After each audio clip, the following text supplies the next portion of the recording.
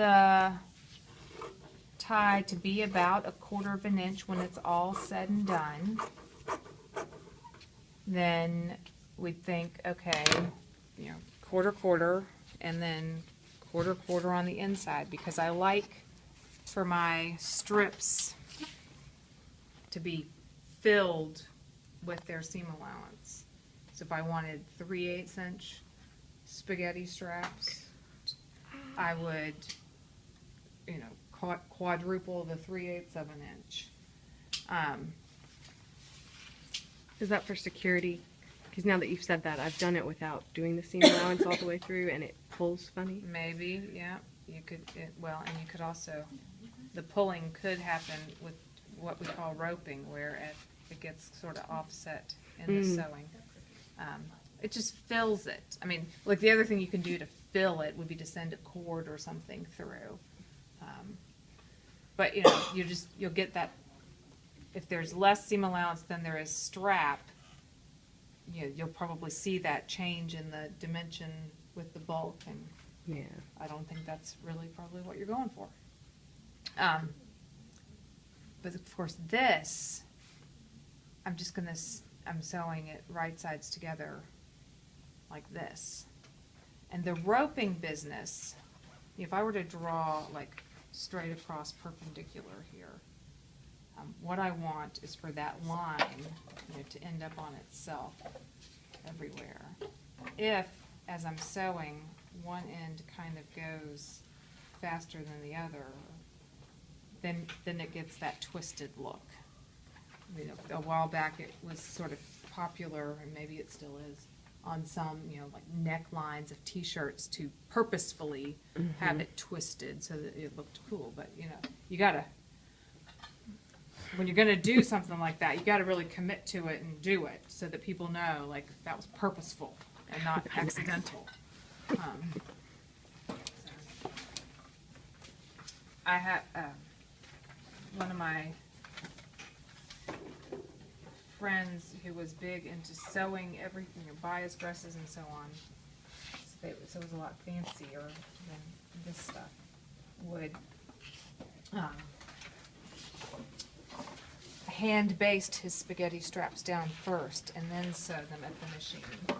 So, So it wouldn't pull. Oh, that's mine. Twist. yeah, but we'll do the ready-to-wear manufacturing method. So I am letting it stretch some, just naturally.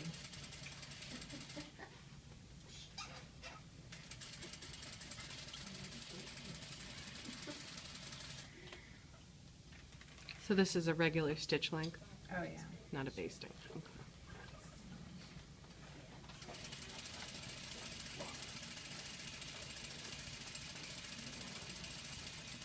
However long I need it to be.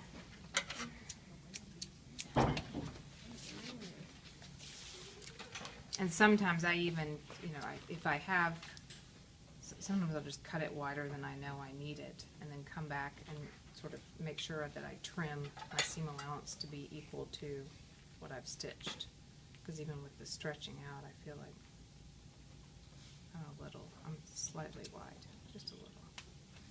It's always like just a touch, isn't it? Yep. I don't know whose scissors these are, but they're not the best. I guess that's why they were left here. I always have to be suspicious of things that nobody cares enough about to keep. There's a reason it's free.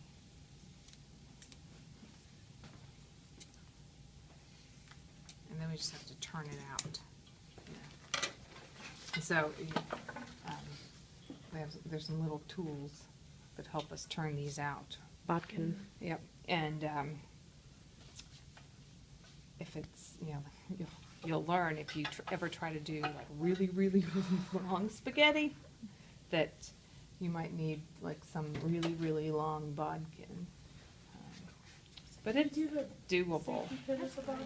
Yeah, and then pull it through, With spaghetti straps, it's really a pain in the butt because the safety pin can actually become caught and Yeah, open up in the middle of it. You have to make sure that it's like the safety 'Cause pin I've done will it pass before. through this little narrow opening, you know?